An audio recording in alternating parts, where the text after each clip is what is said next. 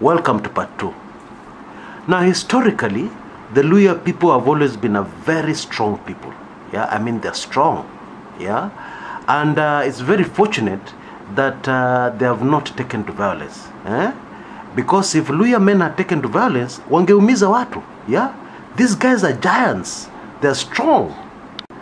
And at a time when real men are rapidly disappearing from the scene, and I'm talking about what's happening all over the world, yeah, instead we're getting sissies, yeah, very thin underfed people, yeah, who at the slightest noise at the front door will dive under the bed and ask their wife to go and check what's happening, yeah, that kind of thing. Or if they're not skinny, they're obese, yeah, very, very fat people, men, yeah, who can hardly walk around. Yes. Now, at an age when that is happening, the Luhyas remain very strong people, yeah, with good physique. Yes.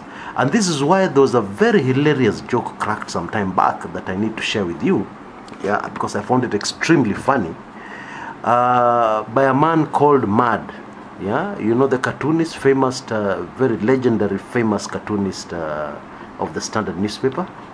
Now, I believe this cartoon was drawn sometime in the 90s, but it is still funny today. Yeah. At the time, there was a problem in Central. Well, there still is a problem in Central, where men are just drinking themselves into oblivion. Yeah. You know, the traditional brews, Moratina, and other very poisonous brews. Yeah. Always when you hear people dying from consuming illicit alcohol, normally it's Central Province. Yeah. Now, one of the effects of this is that the birth rate in Central Province has gone down dramatically. Husbands are too busy drinking themselves to death, yeah, to do the husband duties, yeah, and produce children in the home, yeah, produce ancestors. People will keep their name going even after they're gone, yeah.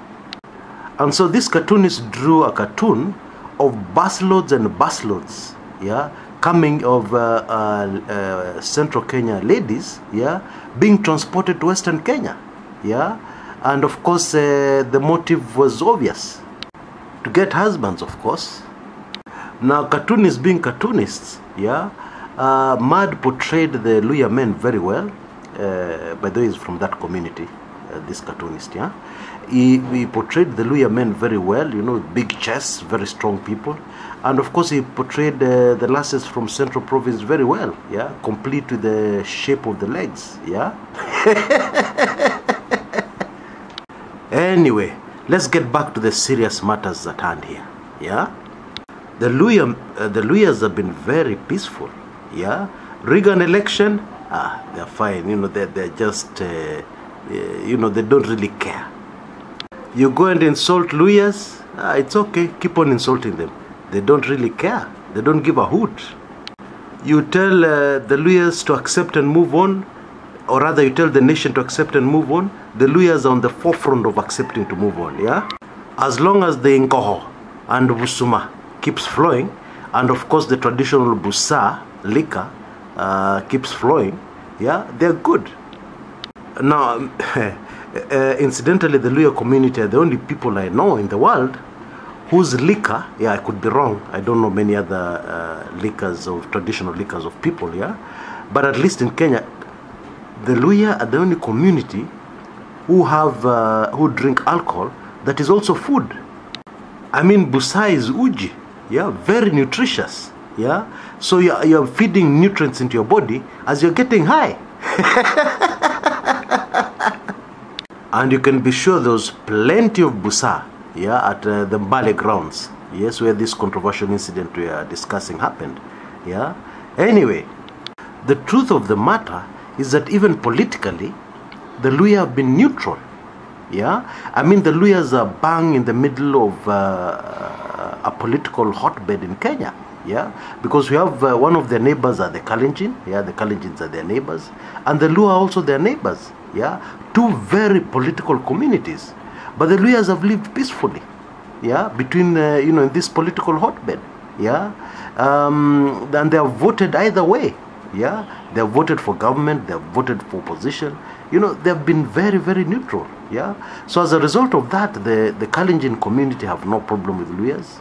The Luyas, of course, have no problem with their Shemejis. Yes.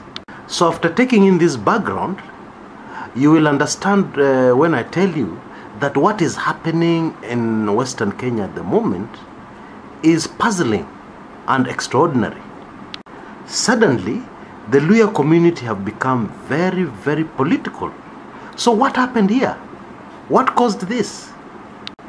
Now, we have people in the country, very many people in our country of Kenya, who believe that the August 8th elections are over. Hiyo maneno imeisha, tungoje mpaka 2022. Okay? This group of Kenyans believe that it's only a matter of time before things go back to normal. Yeah?